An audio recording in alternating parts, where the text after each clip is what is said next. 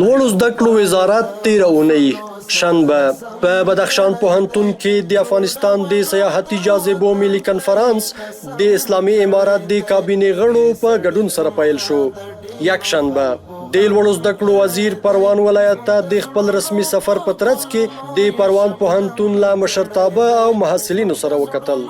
د افغانستان د سیاحتي جاذبو ملي کنفرانس دویمه ورځ د علمي څیړنیزو مقالو په وړاندې کولو سره پای ته ورسېده. دوشنبه د افغانستان د سیاحتي جاذبو ملي کنفرانس په څنډه کې د لوړو زده کړو وزارت علمي معین د تحصیلي بنسټونو د علمي او څیړنو له مرستیالانو سره ناسته وکړه. د لوړو زده کړو او مخابراتو او معلوماتي ټکنالوژۍ وزارتونو ترمنځ څلور بیلابیل هوکړه لیکونه لاسلیک شول.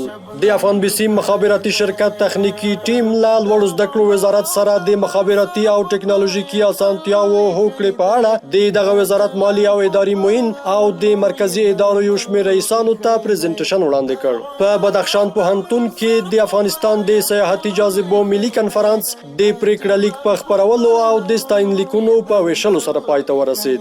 سه شنبه د لوړو زده کړو وزارت د څېړنې تعلیب او ژباړې رئیس د کندوز پوهنتون له مشرتابه سره د لیدنې ترڅنګ د یاد پوهنتون له بیلابیلو برخو څخه لیدنه وکړه. او چهارشنبه په هرات پوهنتون کې د لوړو زده کړو وزارت د تضمین کیفیت او اعتبار ورکولو ریاست له لوري د تضمین کیفیت د معیارونو د چوکاټ بیان او تشریح تر سرلیک لاندې 4 ورځنی جوړ شوی ورکشاپ پای ته ورسید.